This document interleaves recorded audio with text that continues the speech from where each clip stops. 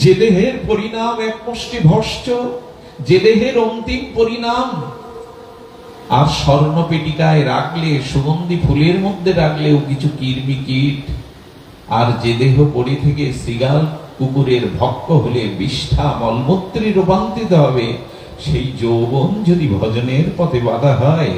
আমি বাবা অগ্নি জ্বেলেছিলাম, আমি অগ্নি প্রজ্বলিত করে লোহার সে গরম করে আমি সমস্ত অঙ্গ পুড়িয়ে দিয়েছি বাবা, আমি আমার যৌবন পুড়িয়ে দিয়েছি বাবা, হবে না, কৃপা হবে না। মেয়েটা বলতে বলতেই কম্পিত বলে বারে পড়ে গেল। সিদ্ধ বাবার চোখ সজল হয়ে এলো। আয় মা আয়, যৌবন পুড়িয়েছিস, আয় মা, করুণা পাওয়ার আধার তুই, পাত্র তুই।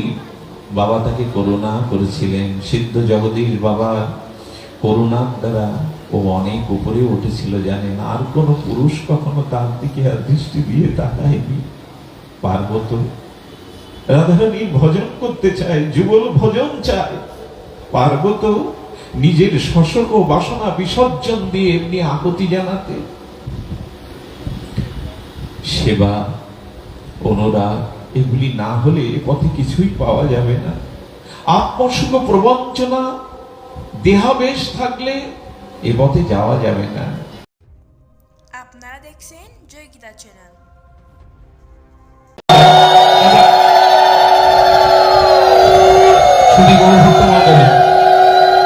আপনাদের সকলের শ্রীপাদ পদ্মের আশীর্বাদে, আপনাদের সকলের কৃপায় আমার কাকাজি পরম ভাগবত, পরম বৈষ্ণব, তিনি আমাদের মধ্যে, আপনারা সকলে জানেন, টিভিতে দেখেছেন, পূর্ববঙ্গের আমাদের সনাতন ধর্ম অবলম্বী মানুষদের কত রকম কষ্ট, সেই কষ্টকে উপেক্ষা করে তিনি আমাদের মধ্যে এসেছেন।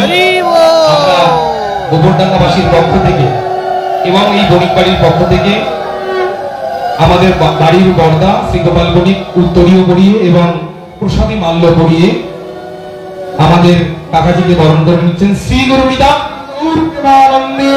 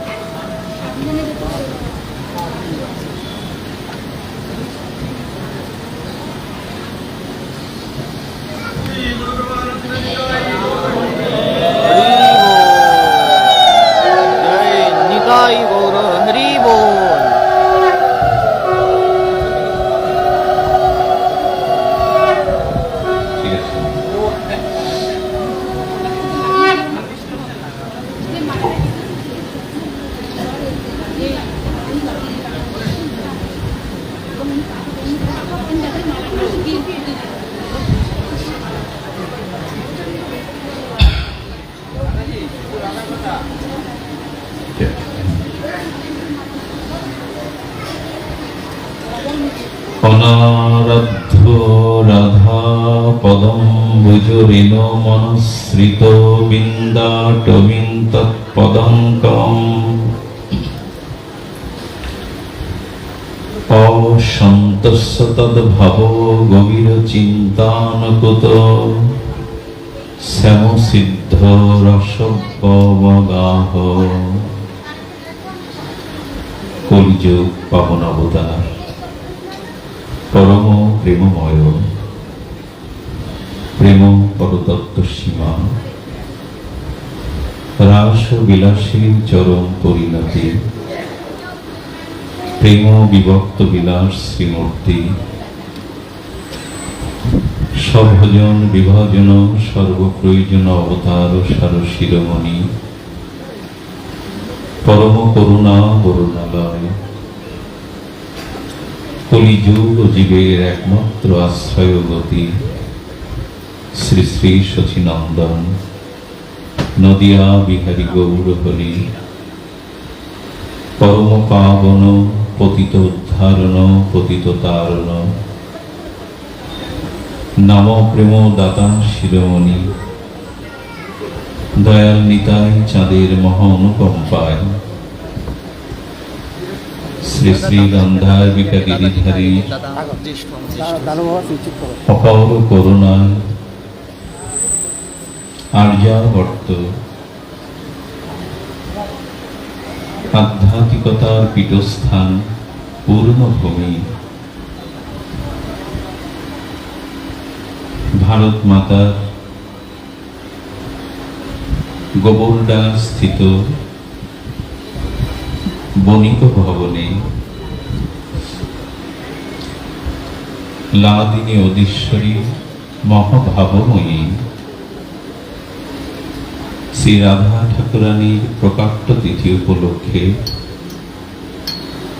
তৃতীয় দিবস ব্যাপী পরম সুমঙ্গল মাঙ্গলী ভাগবতীয় ভক্তিযজ্ঞের সুধা কথাযজ্ঞে যে পরম আয়োজন, সেই পরম আয়োজনে এই মহা মহেন্দ্রক্ষণে অমৃতক্ষণে পূর্ব বৎসরের ন্যায় এবৎসর যে ভাগবতীয় সুধা যজ্ঞের এই পরম সন্ধিক্ষণে শ্রীহরিকথার শুভারম্ভে প্রারম্ভে অস্মদীয় পরম আরাধ্য জীবনধন জীবন সর্বস্ব প্রাতঃস্মরণীয় পরম বন্দনীয় শ্রীরাধা নিষ্ঠায়িত চরণ শ্রী শিল গুরু মহারাজের পাবন পদারবিন্দে পরার্ধ কোটি দণ্ডবত প্রণতি। এই গৃহশ্রী মন্দির অঙ্গনে পূর্বে যে সকল শ্রী আচার্যপাদ ভগবত আচার্যগণ মহৎ ভাগবত প্রেমিকগণ রসিকজন মহৎজন এই পরিমণ্ডলে এই ভাগবত পরিমণ্ডলে যারা ভগবানের অনন্ত ঐশ্বর্য সৌন্দর্য মাধুর্যের অমৃত হরিকথা গঙ্গার যে প্রবাহ ধারা বহমান ছিলেন, তাদের চরণে দণ্ডবত প্রণতি জ্ঞাপন পূর্বক সমাগত মহাপ্রভুর একান্ত অনুরাগী পরম ভাগবত আচার্যজন শিল গুরু মহারাজের স্নেহধন্য কৃপাধন্য বরেণ্য জ্যেষ্ঠ গুরু ভ্রাতাগণ, ভগবানের একান্ত অনুরাগী প্রিয় বৈষ্ণবগণ, সজ্জন গরিজন মহতজন, শ্রদ্ধাশীলা ধর্মশীলা দেবীমূর্তি মাতৃগণ, সমাগত সকল ভক্ত চরণে দিন অতি দিনের সশ্রদ্ধ দণ্ডবত প্রণতি।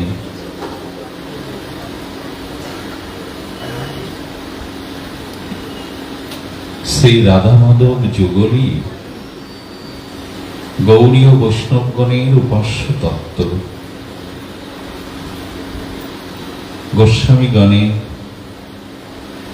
অনুভব বেদ্য ভজন অনুভূতি এই সাধ্য তত্ত্ব নিরূপণ করেছেন। অখিল রসামৃত মূরতি অখণ্ড ভাব স্বরূপিণী শ্রী রাধারানীকে, এই যুগল উপাসনাকে মহাপ্রভুর চরণাশ্রিত প্রিয় পরিকরগণ, ত্যাগ বৈরাগ্যের মূর্তিমন্ত বিগ্রহ গোস্বামীগণের এটাই অভিমত। এই অখণ্ড ভাব রসের চরম উৎকর্ষতায় ব্রজ বিপিনে ব্রজ নিকুঞ্জ কারণে যুগল উপাসনায় আমাদের সাধ্য, আমাদের উপাস্য তত্ত্ব। এই প্রসঙ্গে শিল গুরু মহারাজ তার সমস্ত জীবনে চরম পরম উপলব্ধিতে হরিকথার আস্বাদনে, গ্রন্থ রচনে এই পরম অভিব্যক্তিটি সারাটি জীবন তিনি প্রতিষ্ঠা করে গেছেন। যেহেতু মহাভাবময়ী শ্রী রাধা ঠাকুরানীর প্রাকট্য তিথি, যদি আপনাদের কৃপা সঞ্চিত হয়, একটু করুণাময়ীর কৃপা আশিস হয়, শ্রী গুরু মহারাজের প্রসন্ন করুণা দৃষ্টি পতিত হয়, আমি সামান্য রাধা তত্ত্বটি এই প্রসঙ্গেই কিঞ্চিৎ সাক্ষাৎকারের প্রয়াস করছি। আপনাদের একান্ত কৃপা করুণা দৃষ্টি প্রার্থনা করছি। কে রাধা?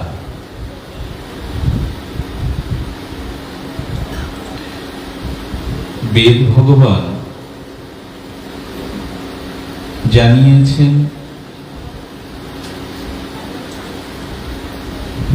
ব্রহ্মেতি পরমাত্মেতি, ভগবান এটি শব্দতে। ভগবানের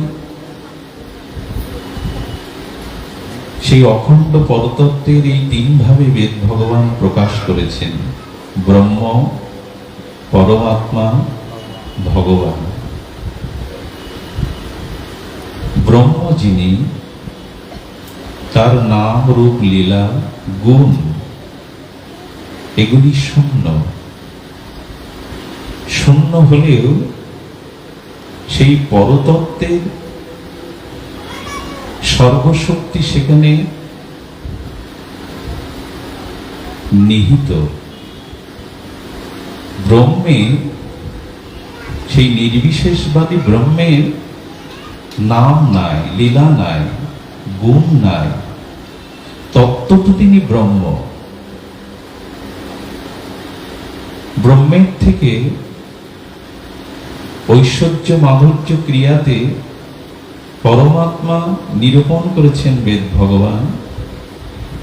পরমাত্মা বলতে আমরা বৈকুণ্ঠ বিলাস অধিপতি মহাবিষ্ণুকেই বুঝি। তার নাম আছে, রূপ আছে, ঐশ্বর্য আছে। বৈকুণ্ঠের ঐশ্বর্য আপনারা জ্ঞাত।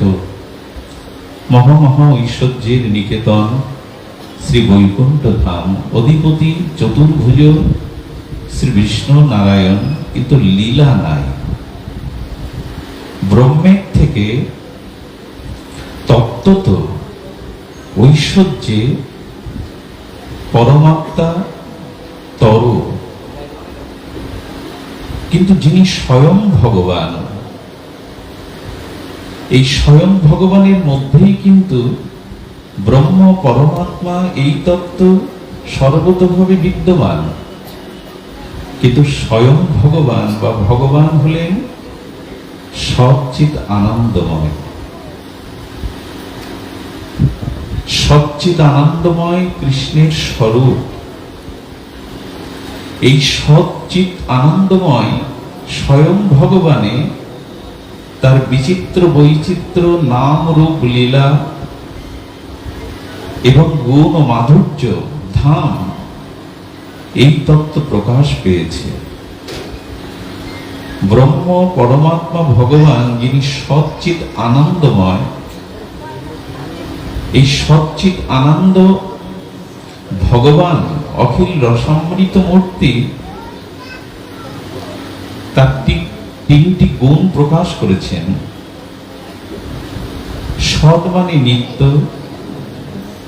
চিদৈক জ্ঞানৈক রূপম, চিৎ মানে জ্ঞান চৈতন্য, আর ভগবানের স্বরূপ আনন্দময়। আনন্দই তার যথার্থ স্বরূপ পরিচয়। সহজ কথায় ভগবান পরম আনন্দময়। সৎ যে নিত্য, এই সৎ অংশে সন্ধিনীকেই নিরূপণ করেছেন আচার্যগণ। চিত অংশে সম্বিত, সম্যক জ্ঞান বা চেতনা, আর আনন্দ অংশে লাদিনী। এই যে সৎ অংশে সন্ধিনী, এই সন্ধিনী পিতামাতা ধাম সখাবৃন্দ চিত অংশে যে চৈতন্য চেতনা সংধিনী সম্বিত এবং লাদিনী, এই লাদিনী আনন্দদায়িনী শক্তির পরম উৎকর্ষতায় লাদিনী সার যেটি, দুগ্ধ থেকে তো মাখন, মাখন থেকে আয়ু বর্ধনা উৎকৃষ্ট ঘৃত, লাদিনী সারে, লাদিনীর থেকে সার হলো প্রেম, লাদিনীর থেকে উৎকর্ষ সারাত সারে গিয়ে হচ্ছে প্রেম। এই প্রেম নিষ্কিঞ্চন কামনাশূন্য অন্য অভিলাষ জ্ঞান কর্ম অনবৃত হলে এই প্রেম হৃদয়ে ভজনক্রমে জীবের হৃদয়ে প্রকাশ হন, নিত্য সিদ্ধ কৃষ্ণ প্রেম প্রকাশ হন। আর এই প্রেম প্রকাশের সাথে সাথে শ্রী ভগবান অহং ভক্ত পরাধীন হয়ে তার বশীভূত হন। এই যে প্রেম, এই প্রেম আমাদের ভূমণ্ডলে, আমাদের পৃথিবীতে, আমাদের জাগতিক অনিত্য কাল কবলিত সংসারে প্রেম নাই। এই প্রেম ব্রজ বিনা ইহার অন্যত্ব পরিচয় নাই। জগতে অনিত্য কাল কবলিত সম্বন্ধে প্রেম সম্বন্ধ সম্ভব নয়। ক্ষণভঙ্গুর, ক্ষণস্থায়ী, অনিত্য, কালের দ্বারা কবলিত আত্মসুখ, নিজ সুখ বাসনায় এই প্রেম আমাদের হৃদয়ে স্ফূর্তি হয় না। জগতের প্রেম, জগতের সম্বন্ধ এটি অনিত্য, এটাকে নিত্য বলেননি। আত্মসুখের নিজ ভোগের বাসনার জন্য সম্বন্ধ তৈরি করে প্রেম নামে যা অভিহিত হয়, এটা প্রেম নয়।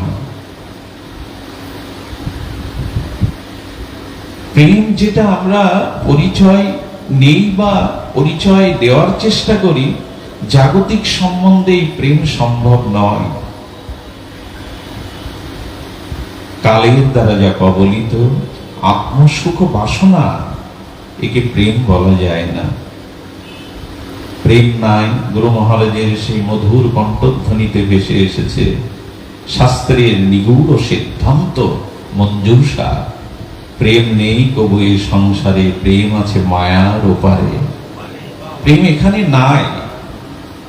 এই সম্বন্ধ নিত্য নয়। আত্মসুখ নিজ প্রয়োজনের জন্য জগতের সম্বন্ধ। আত্মনস্তু কামায়া সর্বং প্রিয়ং ভবতি। যাদেরকে প্রিয় বলে মনে হয়, সে আত্মসুখের জন্যই তোমাকে প্রিয় বোধ করে। সুখের অনুসন্ধান যেদিন তোমার কাছ থেকে আর পাবে না, সেদিন এই সম্বন্ধ ক্ষণভঙ্গুর ধ্বংসশীলতায় রূপান্তরিত হবে। তাই জগৎকে কর্তব্য জ্ঞানে দেখো। প্রেম, অনুরাগ, প্রীতি এটা একমাত্র শ্রী গোবিন্দের জন্য, ঠাকুরানীর জন্য। ভালোবাসা খুব পবিত্র, খুব উন্নত। এই জগতে যদি ভালোবাসা না থাকতো, সাহারা মরুভূমি অনেক আগেই হয়ে যেত। কিন্তু পরিতাপের বিষয়, মাদিস অভাজন, অজ্ঞান, অশাস্ত্রীয় এবং সিদ্ধান্তহীনতায় আমার মতো মাদিস সংশয় সংকুল জীব, তাদের ভুল এখানেই যে ভালোবাসাটা আমরা ভুল জায়গায় নিয়োগ করি। ভালোবাসাটা কোথায় অর্পণ করতে হয়, নিবেদন করতে হয়, এটা বিশেষ রূপে সদ্গুরুর কৃপা ব্যতীত, বিশেষ রূপে বৈষ্ণবের অনুগ্রহ ব্যতীত বোঝা যায় না যে হৃদয়ের সেই ভালোবাসাটার প্রয়োগ, নিয়োগ কোথায় করতে হয়। বড় ভুল হয়ে গেছে জীবনে। ভালোবাসা যথাযথ জায়গায় নিয়োগ দিতে পারিনি গো। এটা অভিশাপ হয়ে জীবনে ফিরে এসেছে। জন্ম মৃত্যু জরাবেদি কাল কবলিত চক্রে বারবার পুনর্গমনের এটাই কারণ, হৃদয়ের অন্তরস্থিত ভালোবাসাটা সঠিক জায়গায় তুমি নিয়োগ দাওনি।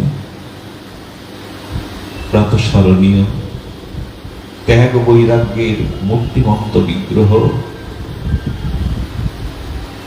শ্রী গুরুদেবের কৃপাশিস প্রাপ্ত ভজনানন্দী রাধাকুণ্ড স্থিত বড় পণ্ডিতজি শ্যামসুন্দর পণ্ডিত বাবাজি বলেছিলেন, পুত্র যখন বিয়োগ হয় না,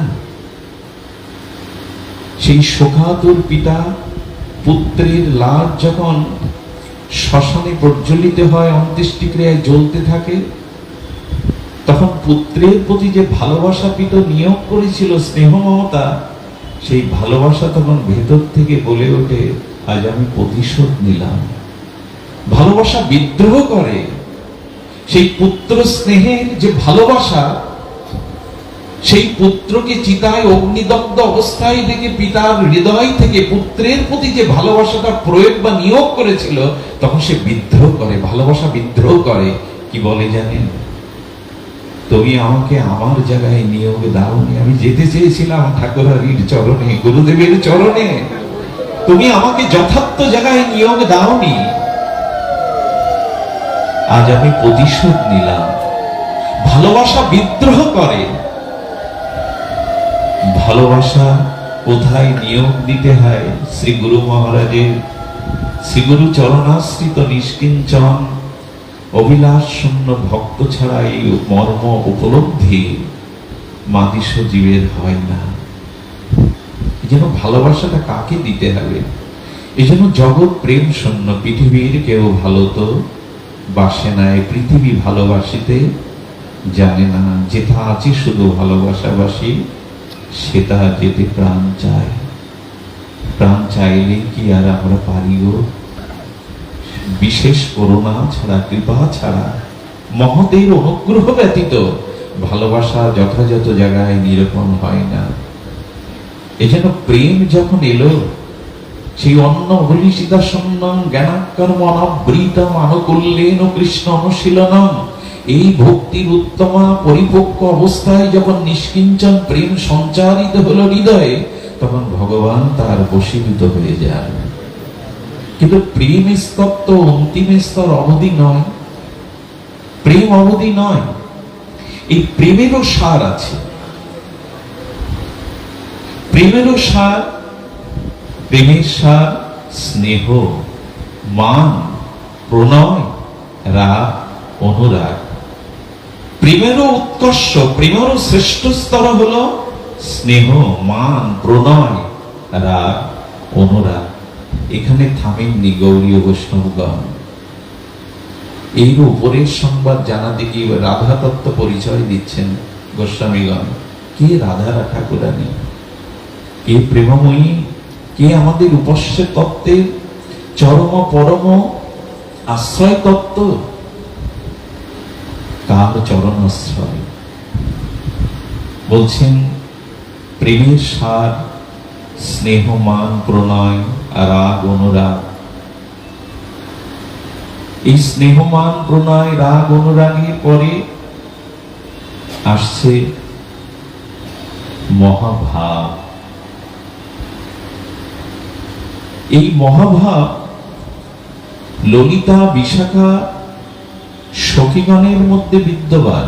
গোবিন্দের মধ্যেও মাঝে মাঝে মহাভাবের উদয় হয়। কিন্তু মহাভাবের উপরে রূঢ় বা অধিরূঢ়, এই দুটি তত্ত্ব গোস্বামীগণ আমাদের সামনে উপস্থাপনা করেছেন। রূঢ় ভাবের থেকে উৎকর্ষ হলো অধিরূঢ়। অধিরূঢ় ভাবের দুটো ভাগ করেছেন। একটি হলো মোহন, আর একটি হলো মাদন রস।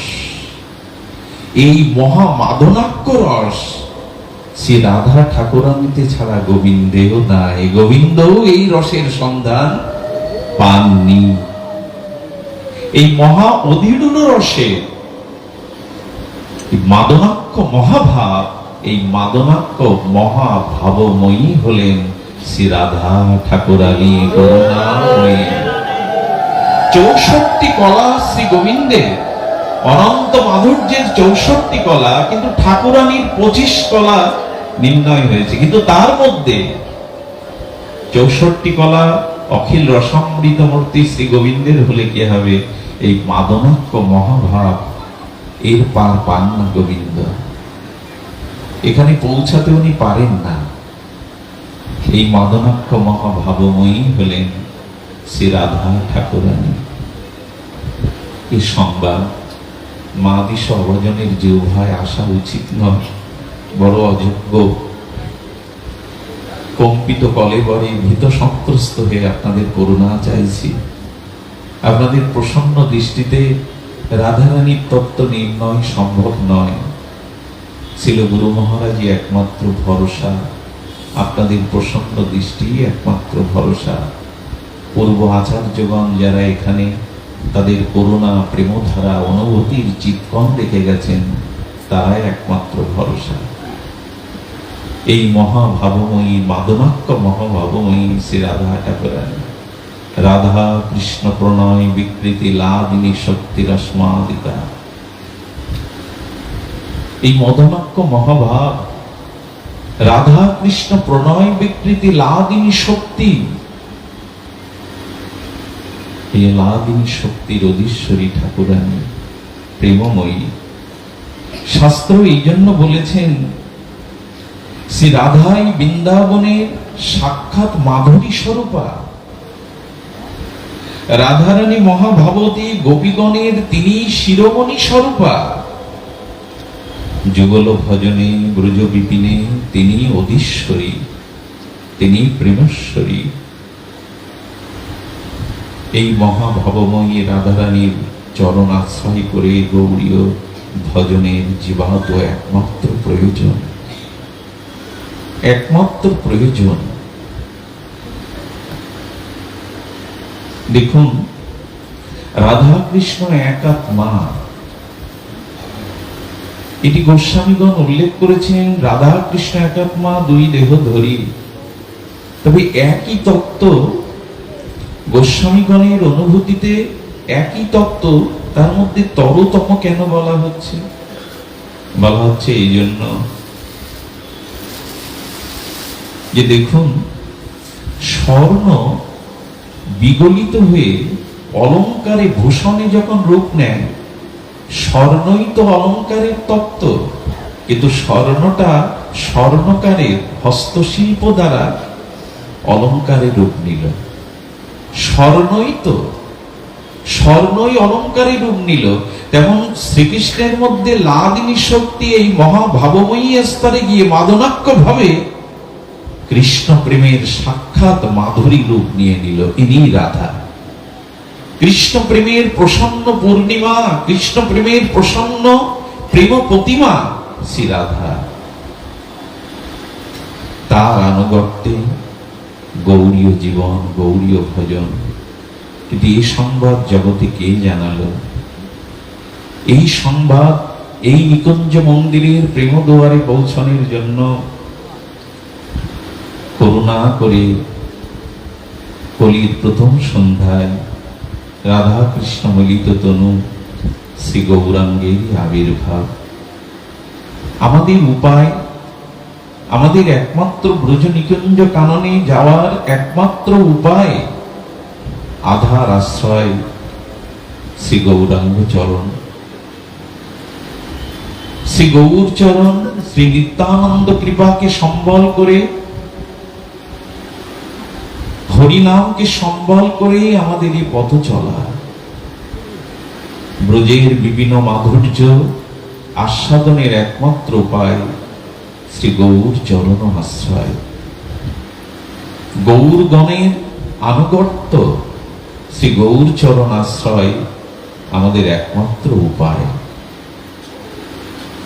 কমলাক্ষ গৌরানা নিধি মহাপ্রভু যখন বর দিতে চেয়েছিলেন, গৌরানা নিধি শ্রী অদ্বৈত গোসাই এই প্রার্থনায় তো করেছিলেন আমাদের জন্য, প্রভু বর দাও,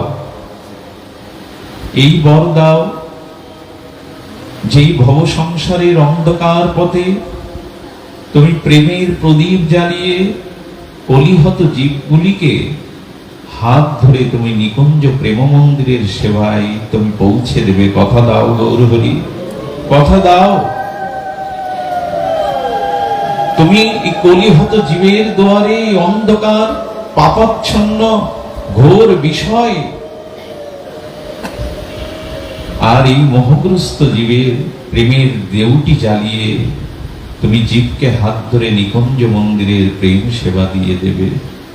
মহাপ্রভু আচার্য প্রভুকে তো এই বর দিয়েছিলেন, আপনি করি আস্বাদনে শিখাইল জগৎজনে, প্রভু চিন্তামণির প্রেমধ্বনি, নাহি জানে স্থানাস্থান, যাকে তাকে কইল দান, মহাপ্রভু দাতা শিরোমণি। যদি গৌর না হতো আমরা এটি পেতাম না, এই রস আস্বাদন আমাদের ভাগ্যাকাশে উদয় হতো না। তাই যত যত গৌর চরণে আমাদের আত্মনিবেদন, আমাদের আকুতি, আমাদের স্তুতি প্রণতি, আত্মসমর্পণ আসবে, তত ততই ব্রজের পথে আর প্রেম নিকুঞ্জ মন্দিরের সেই নিগূঢ় সংবাদ আমরা প্রাপ্ত হব। শুধু ভক্তগণ ধ্যান দিন, আচার্য প্রভু আরেকটি বর চেয়েছিলেন, প্রভু ব্রজের প্রেম মন্দিরের প্রেম সেবা জীবগণকে তুমি হাতে ধরে দান করবে, মহাদাতা শিরোমণি তুমি। আর আমরা আরেকটি তত্ত্ব চাই, আরেকটি বর চাই, আমরা শ্রীধাম নবদ্বীপের সংকীর্তন রস আস্বাদন চাই। প্রভু এই কৃপা করবে, সংকীর্তন আস্বাদন রসে আমরা মগ্ন হতে চাই, ডুবতে চাই। আমাদের এই তো এই সংকীর্তন হরিনাম ধর্মকে আশ্রয় করে আর মহাপ্রভুর পরিকর গণ গোস্বামী গণের আনুগত্যে, তৎসজ্জাতীয় সদ্গুরুদেবের আনুগত্যে, বৈষ্ণবের আনুগত্যে আমাদের এই বোঝ নিকুঞ্জের পথে যাওয়া, রাধারানীর উপাসনার পথে যাওয়া যোগ্যতা তো নাই। যে রস গুপ্ত সিন্ধু ব্রহ্মা না পায় এক বিন্দু, সেই প্রেম বিলাইল সংসারে, এটাই তো ভরসা, তোমার করুণাই তো ভরসা। যে গুপ্ত সিন্ধু রস ব্রহ্মা পায়নি আমরা পেয়ে যাব, এটাই তো তার করুণা, এটাই তার মহা অবদান, করুণার মহা অবদান।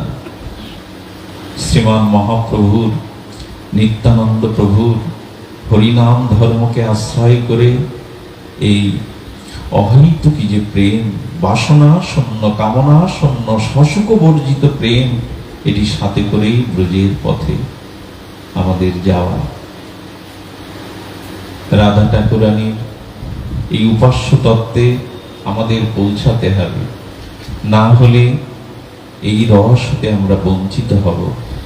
ছিল গুরু মহারাজ তার এই দিব্য জীবন, তার দিব্য ভজনের যে অনুভূতি লব্ধ এই যুগল ভজন আমাদের জন্য গ্রন্থাকারে তার হরিকথা রসসাগরে প্লাবিত করেছেন। বঞ্চিত হলাম আমার মতো জীবাধম। রাধারানী এই মহামহিমা, তার গরিমা, তার অনুরাগ, এই যুগল ভজনেই আমাদের প্রবিষ্ট হতে হবে। শ্রীমান মহাপ্রভুর চরণারবিন্দে আমাদের আত্মসমর্পণের মাধ্যমে আমরা এই যুগল ভজনে ব্রজের বিভিন্ন মাধুর্যে প্রেমরাজ্যে প্রবেশের অধিকার পাব। এটাই পথ, এই নির্দেশিকায় আমাদের জানিয়েছেন। সুধীজন, যোগ্যতা যদি না থাকে তবে তার করুণার দিকে দৃষ্টি দিন। আমাদের বঙ্গদেশের একটি ঘটনা মনে পড়ল। বঙ্গদেশে এক সরল সহজ আর শুদ্ধ হৃদয় যুবক রাধারানীর কাছে এই বঙ্গদেশেই তিনি বারবার আকুতি করেন, হে ঠাকুরানী, করুণা করো, কৃপা করো, তোমার চরণাশ্রয়ের একান্ত বিলাস পূর্ণ করো। রাধারানী তাকে স্বপ্নেতে নির্দেশ দিলেন, যাও ব্রজের এক মহাত্মার চরণে যাও, সেখানে গেলেই তুমি এই ভজনের কৃপা প্রাপ্ত হবে। যুবকটি সরল, তিনি সেই অভিলাষ বুকে নিয়ে একরাশ প্রত্যাশা নিয়ে ব্রজে এলেন। মহাত্মার চরণে যখন নিবেদন করলেন, মহাত্মা তাকে এই জিজ্ঞাসাই করলেন, তোমার পূর্ব পরম্পরা চাই।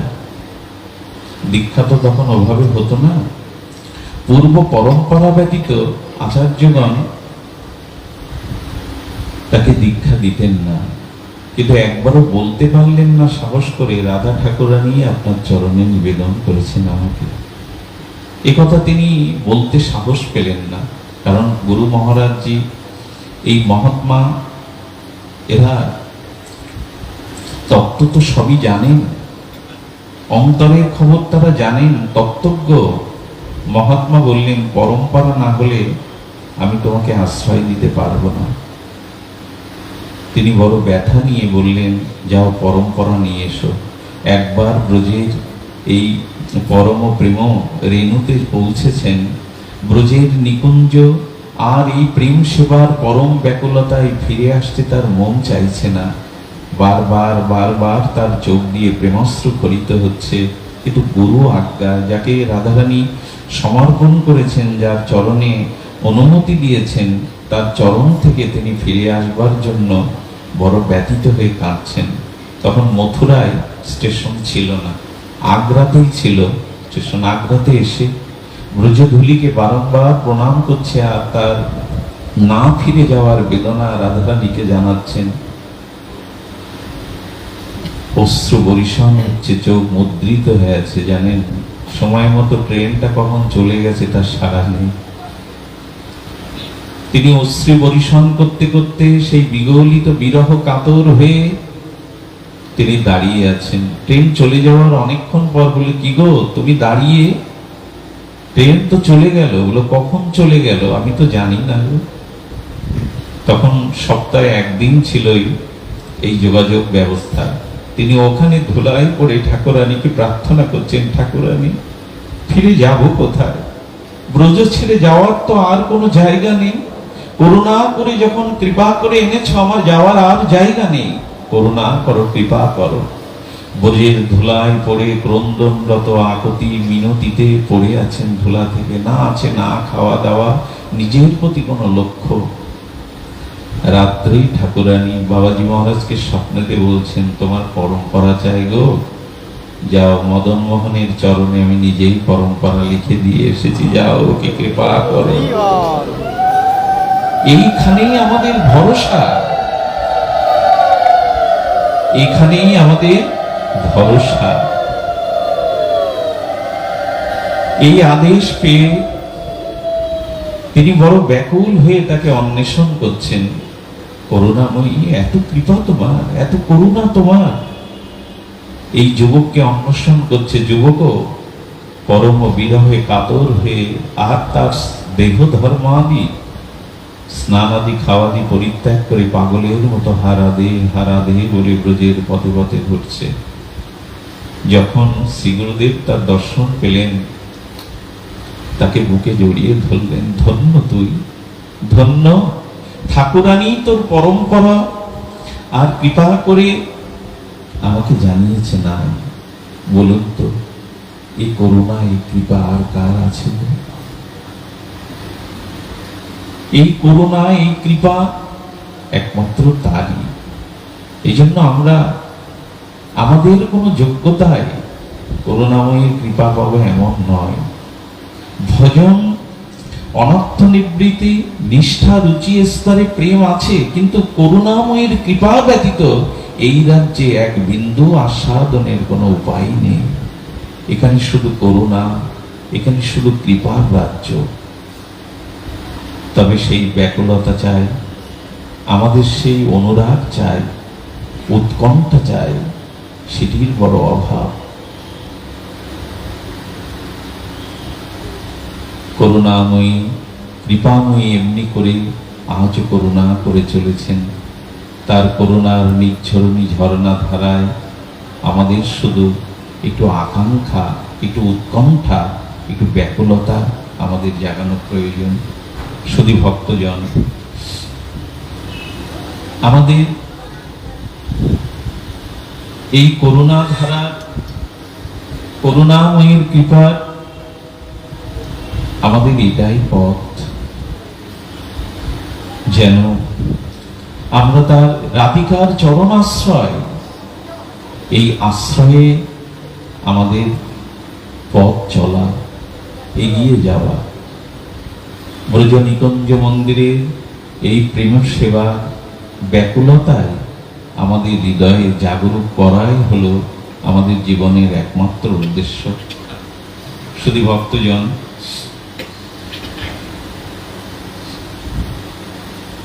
আমরা তার স্বভাব সম্পর্কে গুরু মহারাজ জানিয়েছেন, তিনি মঞ্জু স্বভাব অধিক অল্পলতা, তিনি মঞ্জু স্বভাব অধিক অল্পলতার ন্যায়।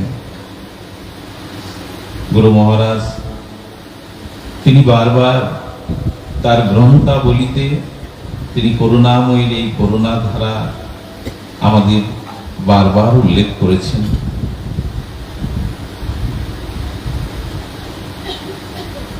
সুধীবৃন্দ, পরম ভক্তজন, রাধারানীর এই মহাভবময়ী এই অধীশ্বরী, এটি পরম্পরা ব্যতীত, এই ভজন প্রণালী ব্যতীত, রাগ ভক্তি ব্যতীত আমরা বিধি মার্গে এখানে পৌঁছাতে পারবো না।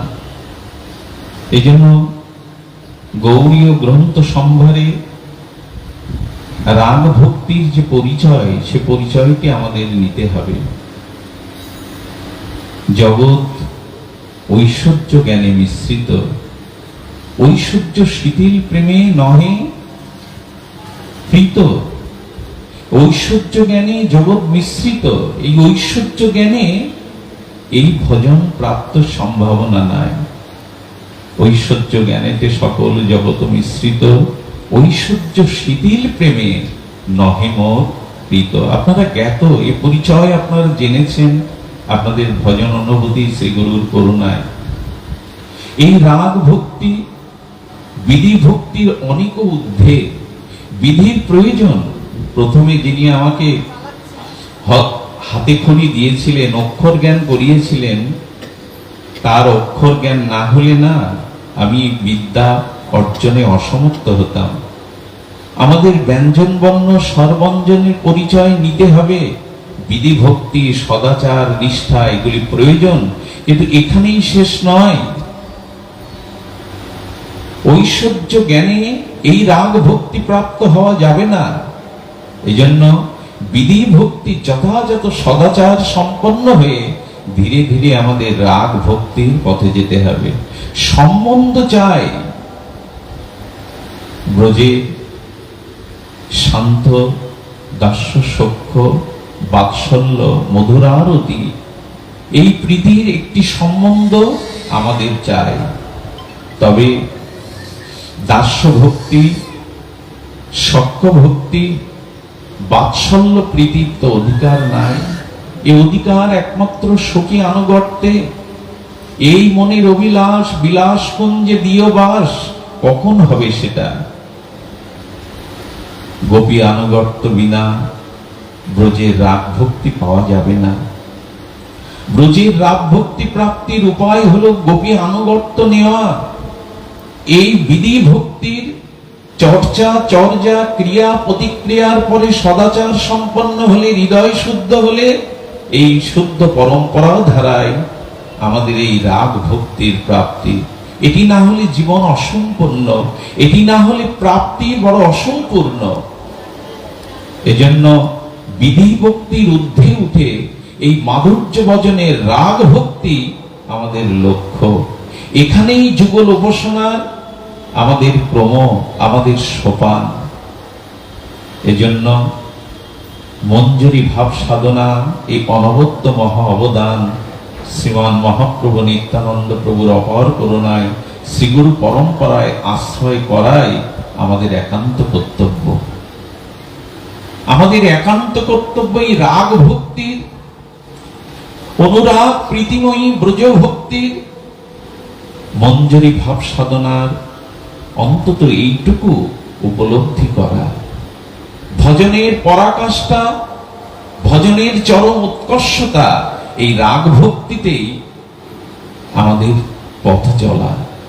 শ্রীমান মহাপ্রভুর অবতারে, এই কারুণ্য অবতারে যদি আমরা এই ভক্তির অনুসন্ধান পরিচয় না নেই, তবে অনেকাংশে আমাদের এই করুণার যুগে, মহাপ্রভুর যুগে, হরিনাম সংকীর্তন ব্রজভক্তির যুগে আমরা অনেকখানি বঞ্চিত হয়ে যাব। এই জন্য আমাদের লক্ষ্য এই রাগ ভক্তির পথে যাওয়া। কি বলবো, বিদ্যাভূষণ বলদেব বিদ্যাভূষণ পাদ বলছে, দেখো ব্রজের রাগ ভক্তির তিনি পরিচয় দিতে গিয়ে বলছেন ব্রজের অনুরাগটা কেমন। তিনি বলছেন ব্রজের একখণ্ড মেঘ ব্রজের আকাশে ভেসে যাচ্ছে। মেঘেরও কি প্রীতি দেখুন। অকারণ কারণে মানবতী রাধা ঠাকুরানী শ্রী গোবিন্দ সমীপে বসে মানিনী মানবতী হয়ে অন্যদিকে ফিরে আছেন। সখীবৃন্দ তারা চেষ্টা পেয়েছে এই মানিনীর মান ভঙ্গ করে যুগল মিলনে, কিন্তু আজ মানিনী বড় বড় মানবতী। তিনি গোবিন্দ মুখমনে চাইছেন না মানবতী রাধা ঠাকুরানী, তিনি অন্যদিকে দৃষ্টি। মেঘটা থেমে গেল। সেই মেঘ চিন্তা করছে যদি একটু যুগল সেবায় আসতে পারতাম। বলদেব বিদ্যাভূষণ বলছেন মেঘেরও স্বাদ হচ্ছে যদি করুণাময়ীকে একটু আনন্দ প্রদান করতে পারতাম, তো সামর্থ্য কই, হে করুণাময়ী কৃপা করো। এই বলতে বলতেই ঘন ঘটা মেঘের মধ্যে হঠাৎ চিন্তা করলেন একটু বিজলি চমকিত হয়ে যদি বজ্র আওয়াজ করা যায়। যখন বজ্রপাতের আওয়াজ করেছেন, ভীত সন্ত্রস্তা রাধারানী গোবিন্দের কণ্ঠলগ্ন হয়ে জড়িয়ে ধরেছেন।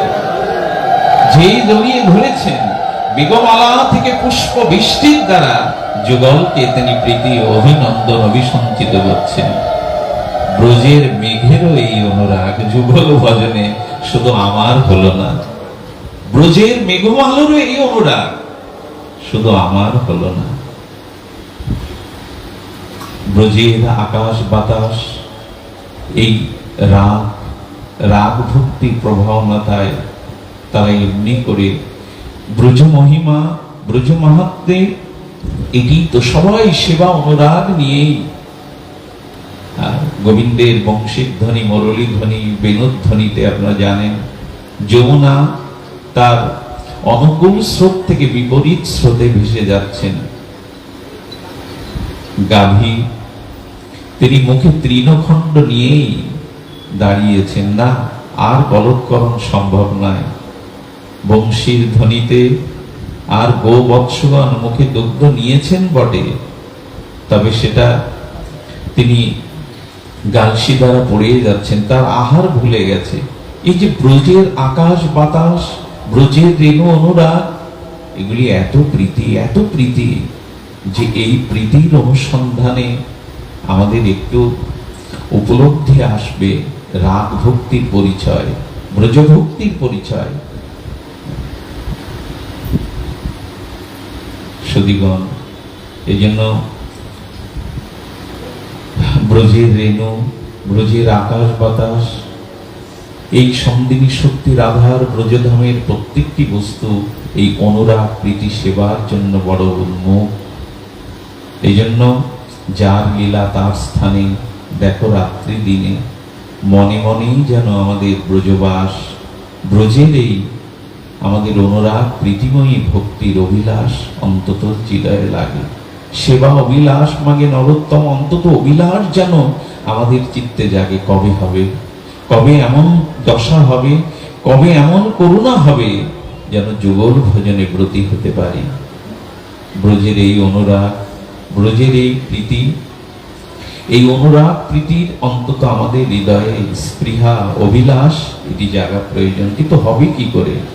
তৎসজ্জাতীয় পরম্পরা ধারায় সঙ্গ প্রসঙ্গ না হলে এই অভিলাষ জাগবে না।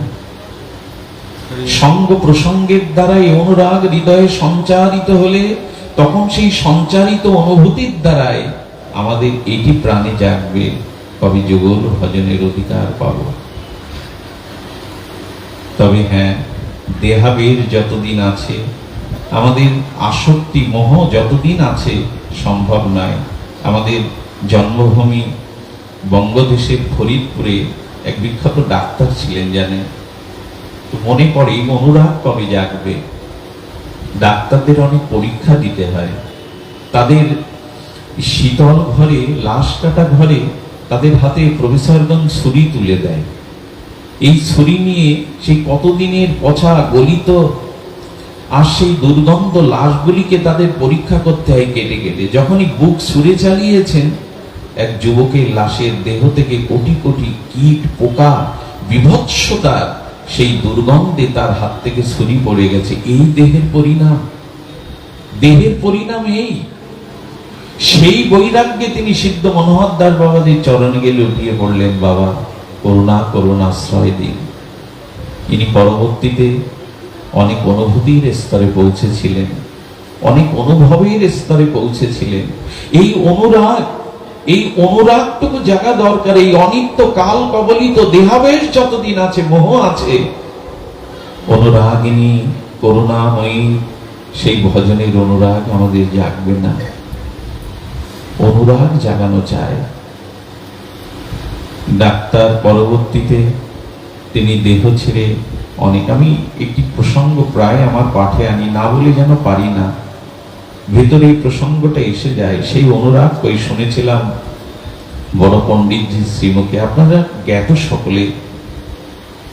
এই কলকাতারই এক সম্ভ্রান্ত ঘরে অপরূপ সুন্দরী রমণী গিয়েছিলেন কালিয়াহট্টে সিদ্ধ জগদীশ বাবার চরণে।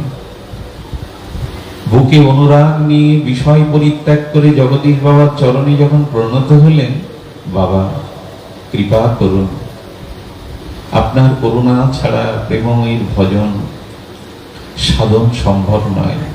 অন্তর্মনা বাবাজি মহারাজ একটু চোখ তুলে তাকালেন, অন্তরে রাধারানীর চিন্তায় নিমগ্ন, তুলে তাকিয়ে বলছেন, ফিরে যা, ফিরে যা মা, এই রূপ ভরা যৌবন নিয়ে ভজন করতে পারবি না, ফিরে যা, সংসার কর, ছেলে মেয়ে হলে তারা সামর্থ্যবান হলে চলে আসিস।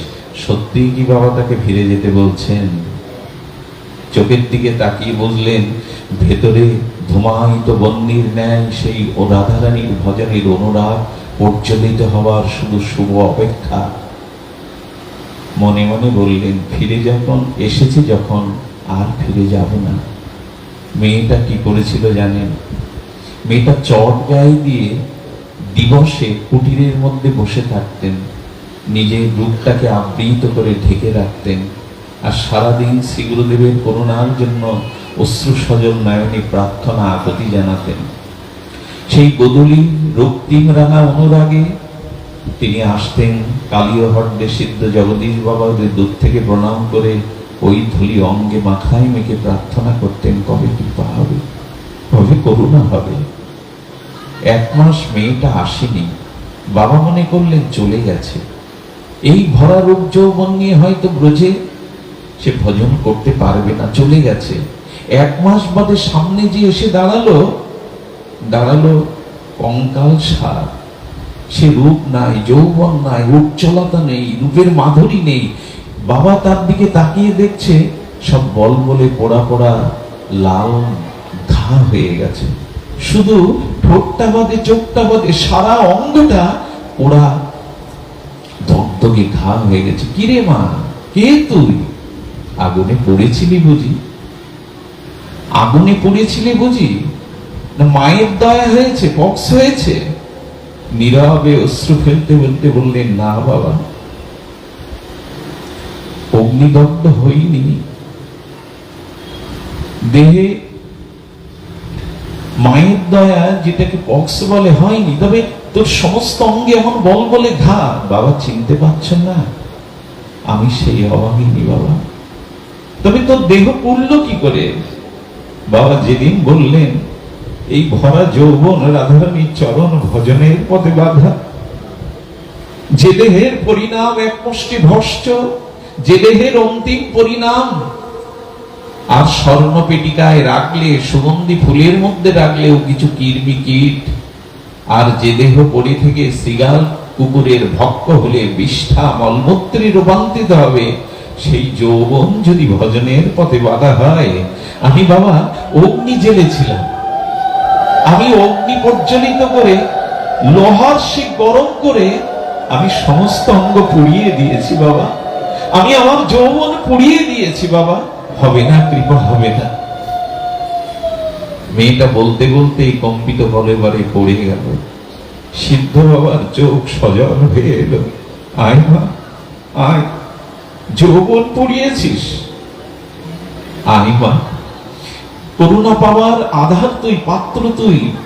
বাবা তাকে করুণা করেছিলেন। সিদ্ধ জগদীশ বাবা করুণার দ্বারা ও অনেক উপরে উঠেছিল জানেন। আর কোন পুরুষ কখনো তার দিকে আর দৃষ্টি দিয়ে তাকায়নি।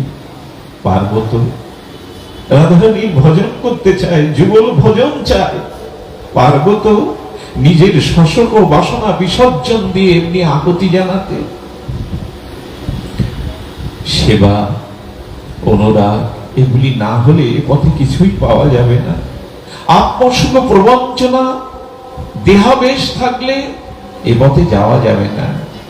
এজন্য তো গুরু মহারাজের শ্রীকণ্ঠে ধ্বনিত হয়েছেন, আত্মনাং চিন্তায়িত তত্র তাসান মধ্যে মনোরমং রূপ যৌবন্য সম্পন্নং কিশোরীং প্রমাদাকৃত্যে।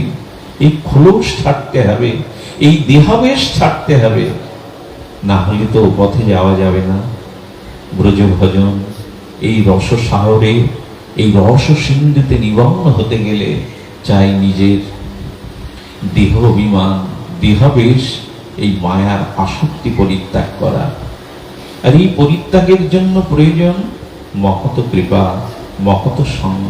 এ ব্যতীত সম্ভব নয়। ব্রজে এমনি করেই অনুরাগ নিয়ে যেতে হয়। আপনাদের একটি ঘটনা শোনায়, আমাদের বঙ্গদেশেরই ঘটনা, গৌরী মাতাজির ঘটনা অনেকেই শুনেছেন। 100 বছর পূর্বে ঢাকা গন্ডেরিয়ায় এখানে একজন ডাক্তার থাকতেন, ব্রাহ্মণ শরীর পেয়েছিলেন। সেই ডাক্তার তার শ্রী গুরুদেবের করুণায় তিনি শ্রী গোবিন্দকে আর সমস্ত জীবনের ভক্তি প্রেম অর্পণ করে ঢাকায় ডাক্তারি করতেন। পরোপকার তার স্বভাব, সজ্জন ব্যক্তি হিসাবে পরিচিত। ইনি বড় পরোপকারী। স্ত্রী মারা যাওয়ার পর যে কন্যাটিকে রেখেছিলেন, 14 বর্ষীয়া সুন্দরী রূপবতী গৌরী নাম। এই গৌরীকে রেখে যখন তার মা দেহত্যাগ করেছিলেন শিশুকালে, বড় আদর স্নেহে মেয়েটাকে প্রতিপালন করেছিলেন। আপনারা জানেন সেই বিজাতীয়, তখন শত্রুর কবলে মেয়েটি চোখ পড়ে যায়, দোতলায় দাঁড়িয়ে আছে। সেই সুন্দরী ললনাকে দেখে তৎকালীন সেনারা তার প্রতি এত আসক্তি হয়ে তার ঘরে প্রবেশ করতে যায়। ডাক্তার বৃদ্ধ একাকী, এই নিষ্বল মানুষটি গোবিন্দকে বুকে জড়িয়ে ধরে তাড়াতাড়ি গৌরীকে বলে, গৌরী, আজ থেকে শ্যামসুন্দরের হাতেই তোকে আমি কন্যা দান রূপে দান করলাম। শ্যামসুন্দর, আমার ক্ষমতা নেই, তুমি ওকে স্বীকার করো, গ্রহণ করো। গৌরী বুকে জড়িয়ে ধরে তার প্রাণকান্ত রূপে নিজের সমস্ত দেহ মন সেদিন সমর্পণ করেছিলেন। কি বলবো আপনাদের, দুজন সেনা যখন ঘরে ঢুকেছে, সঙ্গে সঙ্গে গৌরীর আঁচলটা যেই ধরতে যাবে, বিগ্রহ থেকে এক তীব্র জ্যোতিকিরণ বেরিয়ে সেনা দুজনের চোখে অন্ধত্ব প্রাপ্ত হয়ে তারা ছিটকে পড়ে গেল।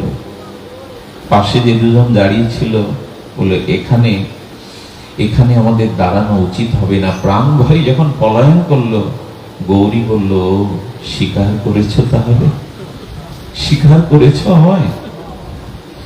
আজ আমি আমার জীবন যৌবন বুঝেছি, তোমার চরণেই সমর্পিত হলাম। হে প্রাণনাথ, হে প্রাণকান্ত, আজ থেকে তুমি আমার, আমি তোমার। এইটাই তো মন্ত্র, গোবিন্দ তোমার হলাম যদি বলে একবার। সেই শুদ্ধ সরল হৃদয়ে যদি একবার বলা যায়, গোবিন্দ আমি তোমার হলাম, মায়া বন্ধ হতে তো তিনি গ্রহণ করেন। গোবিন্দ আমি তোমার। হে রাধে, তুমি বিনা মোর কেহ নাই, হে রাধে তুমি বিনা মোর। এই তো মন্ত্র, সকল মন্ত্রের এটাই সার। তবে নিষ্কিঞ্চন শুদ্ধ সরল হৃদয়ে এটি আহ্বান করতে হবে, এইটি প্রার্থনা, তুমি বিনা মের কেহ নাই। গৌরীর ভাগ্যাকাশে মেঘের ঘন ঘটা, পিতা দেহ রাখলেন। আশ্রয়হীন অভিভাবকহীন গৌরী রাত্রি সিদ্ধান্ত নিলেন, তোমাকে নিয়ে প্রাণকান্ত ব্রজের পথে যাবো, এটাই জীবনের উদ্দেশ্য। এই অনুরাগ চাই। চতুর্দশ বর্ষীয়া এই কিশোরী তখন পরম অনুরাগে কি করলো জানেন? একটা ঝুড়িতে প্রাণকান্তকে বসিয়ে বস্ত্র দিয়ে আবৃত করে ঘরে কিছু সন্দেশ আর মুড়ি ছিল, এগুলি সম্বল করে বেরিয়ে এলো। 100 বছর আগে ঢাকা থেকে মথুরায় যাওয়া খুব বেশি সহজ ছিল না।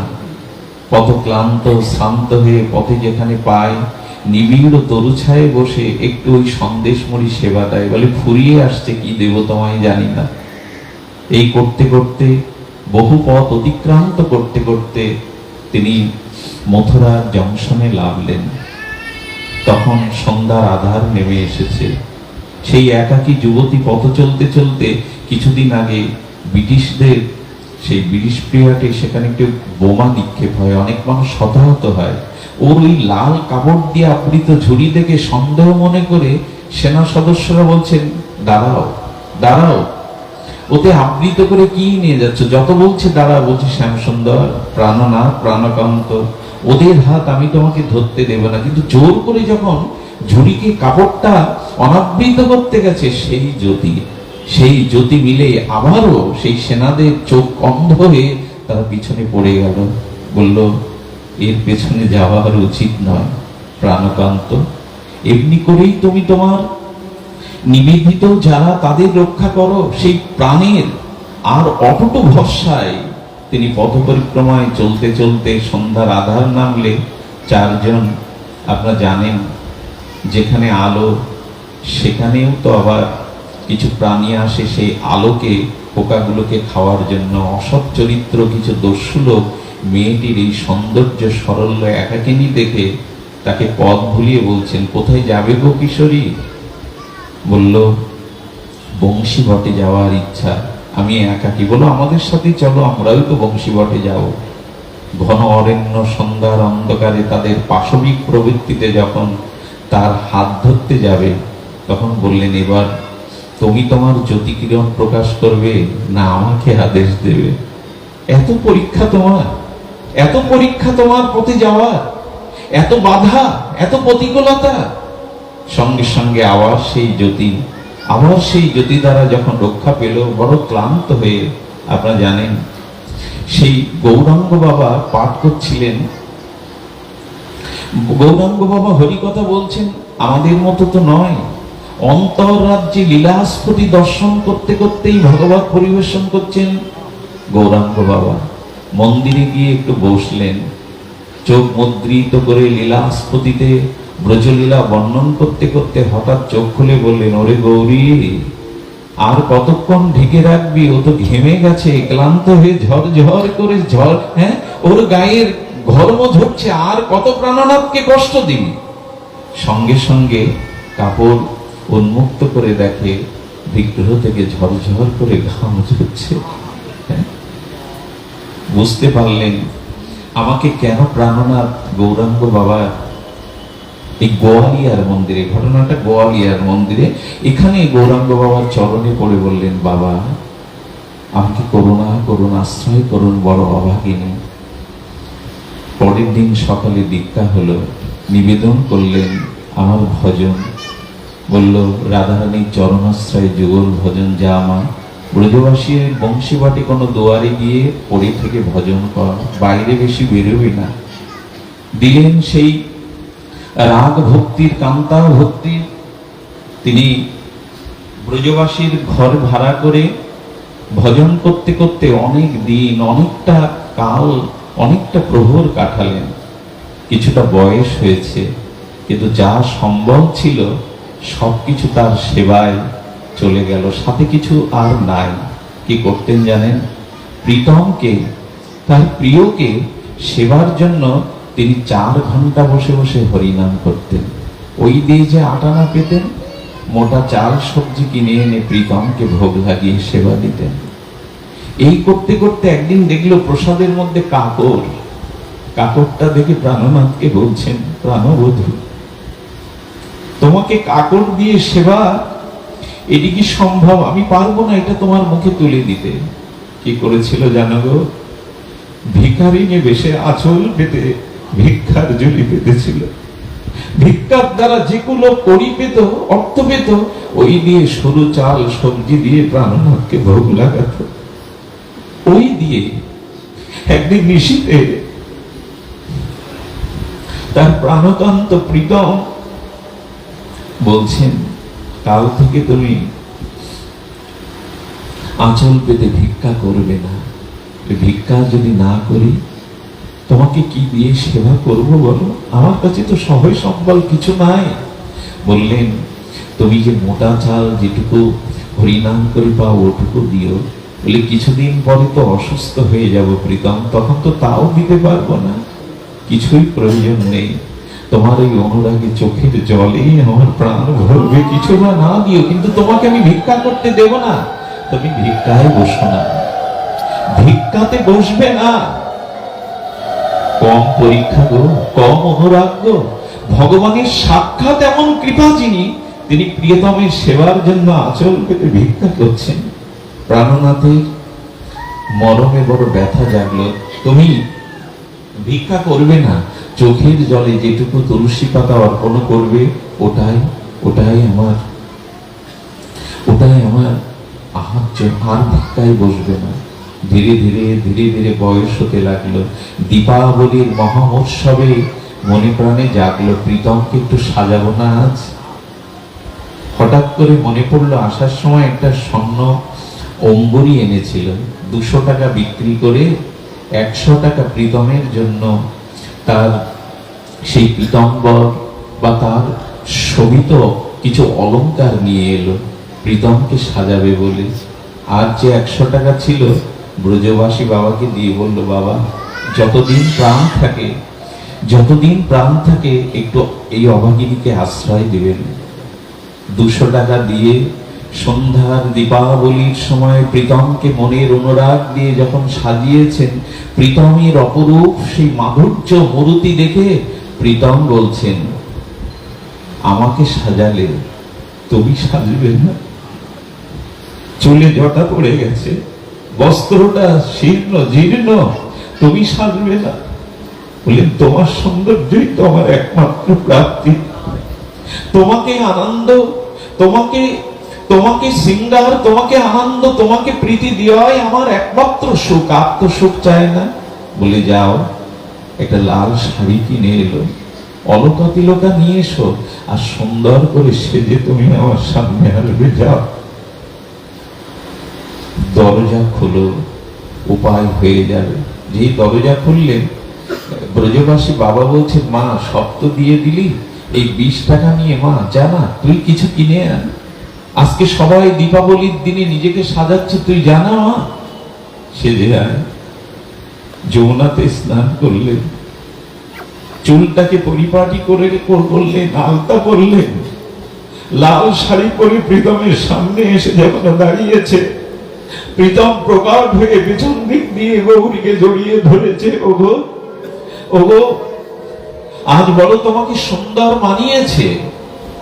প্রীতম সাক্ষাৎ দর্শনে তাকে গ্রহণ চিত্তে তার বক্ষ মাঝে জড়িয়ে ধরে প্রীতমকে পেয়ে তার সমস্ত জীবনের অতীতের সবকিছু ভুলে তিনি সারা রাত প্রীতমকে সেবা করলেন।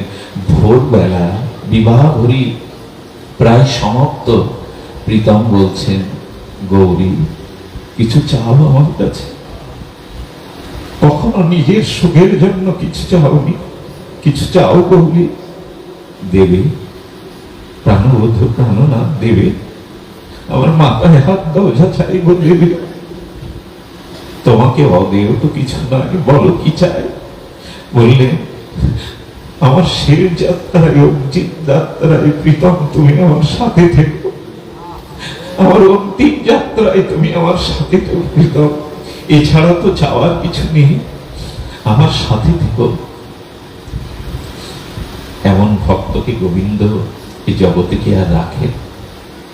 তার নিত্য স্বরূপ লীলা নিকেতনে নেওয়ার জন্য কিছুদিন বাদে ঘটে গেল সেই ঘটনা। সারা রাত প্রীতমের সাথে তিনি তার মনের ভাব বিনিময় করতেন, কথা বিনিময় করতেন। বাবাজি মহারাজ ঘরের বাইরে থেকে শুনতেন গৌরী যেন কার সাথে মধুর কণ্ঠে, ঘরটা একটা দিব্য গন্ধে ভরে যেত। একদিন বাবাজি মহারাজ দেখলেন আজ তো গৌরী রাতে কোনো কথা বলল না। ভোরের আলো ফুটল কিন্তু গৌরী তো দুয়ার খুলল না। উনি ওনার চিত্তে একটা ভয়ের আকাঙ্ক্ষা দেখা দিল। ব্রজবাসী কিছু মানুষদের দেখে দরজাটা ভেঙে যখন ঘরে ঢুকলো, দেখলো একটা অপ্রাকৃত সুগন্ধে পুরো ঘরটা ভরে আছে। আর গৌরী তার হৃদয়কে বুকে নিয়ে এ দেহের খোলস ত্যাগ করে নিত্য ধাম গতিতে, নিত্য ধাম প্রাপ্তিতে চলে গেছে, নিত্য ধাম প্রাপ্তিতে চলে গেছে। গৌরী মাকে সুন্দর করে সাজিয়ে অন্ত্যেষ্টি ক্রিয়ার জন্য যখন যমুনা পুলিনে যাচ্ছেন গো, মনে আছে একটাই প্রার্থনা ছিল, আমার শেষের দিনে তুমি আমার সাথী ভাবে কথা দাও। যখন সবাই গৌরী মাকে নিয়ে চলেছেন যমুনা পুলিনে, হঠাৎ করে একটা ঘোড়ার গাড়ি থেকে অনিন্দ সুন্দর যুবক প্রীতবরণ নেমে এসে ব্রজবাসী বাবার কাছ থেকে তিনি গৌরী মায়ের সেই স্কন্ধে নিলেন ভার। একটা দিব্য পরিবেশ সৃষ্টি হলো, চারিদিকে একটা আলোকিত উজ্জ্বলকৃত হয়ে গেল, সুগন্ধে ভরে গেল। ব্রজবাসী বাবা বললেন, কে এই যুবক? কে? আমি তো কখনো দেখিনি, দেখবেও বা কি করে? অনুরাগিনী গৌরীর জন্য আজ তার শবযাত্রায় অন্ত্যেষ্টি ক্রিয়ায় তিনি স্কন্ধে ধরেছেন। স্কন্ধে ধরে যখন যমুনায় নিয়ে গেলেন, নিজের হাতে প্রীতম তাকে অভিষেক করিয়ে দিচ্ছেন। সারাটা জীবন নিজ সুখ বাঞ্ছা ত্যাগ করে শুধু আমার সুখী চেয়েছ। গৌরী, আমি কথা রেখেছি তোমার, এই দেখো আমি আছি তোমার পাশে।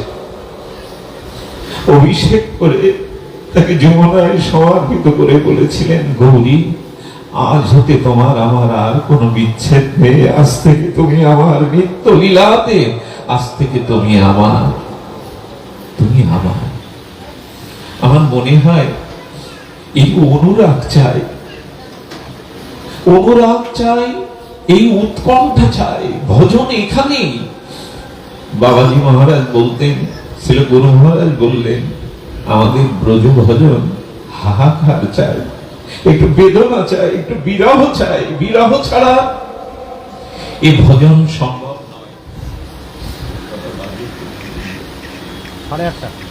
বিরহ চাই, বিরহ জাগিয়ে এই ভজন, বিরহ জাগিয়েই আমাদের এই ভজন।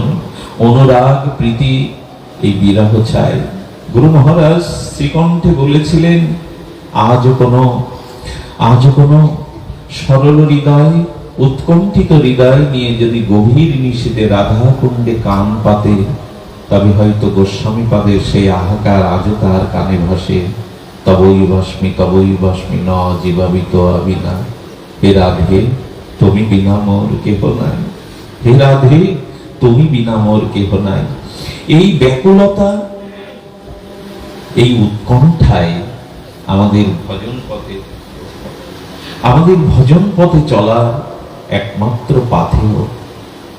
এই জন্য গৌরী মায়ের মতো আমাদের শশকনা বাসনা ত্যাগ করে আমরা এই রাগ ভক্তি যদি চাই, তবে অনুরাগ চাই, প্রীতি চাই, এবং তজ্জাতীয় রাগ ভক্তির স্নিগ্ধ সজাতীয় ভক্তের সঙ্গ চাই।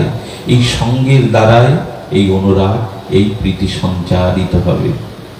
শুধু ভক্তগণ, আমি এই জীবাভ্রম ভাষা হারিয়ে ফেলেছি। আপনাদের মতো এই মান্যজন, পূজ্যজন, রাগ ভক্তির মহৎ জনকে দেখে আমি আমার ভাষা হারিয়ে ফেলেছি, আমি আমার বলবার শক্তি হারিয়ে ফেলেছি। কারণ আমার যোগ্যতার বিচার আমি জানি, আমি আপনাদের চরণ তলে আশ্রয় পাওয়ার যোগ্য নই। শুধু এইটুকু নিবেদন করব, আসুন, আমাদের সময় বড় সীমিত হয়ে আসছে। পশ্চিম দিগন্তে আয়ু সূর্য অস্তমিত হতে চলেছে। তাই আমরা এই অনুরাগটি বুকে জাগিয়ে রাখি, আশার প্রদীপটির বুকে জাগিয়ে রাখি। তজ্জাতীয় স্বজাতীয় স্নিগ্ধ রাগ ভক্তির শুদ্ধ ভক্তের সঙ্গের দ্বারা আমরা এই ভাব সঞ্চারিত ভাব গ্রহণ করব। চাই অনুরাগ, চাই প্রীতি। শুধু ভক্তগণ, আগামীকাল ঠাকুরানীর প্রকাণ্ড তিথি, মধ্যাহ্নে মহা অভিষেকাদি দ্বারা আমরা কাল তার আবির্ভাব তিথি, এই শুভ প্রকাণ্ড তিথির মহামহিমা শাস্ত্র যেভাবে বর্ণন করেছেন সেভাবে আস্বাদনের প্রতি হব আপনাদের কৃপায়।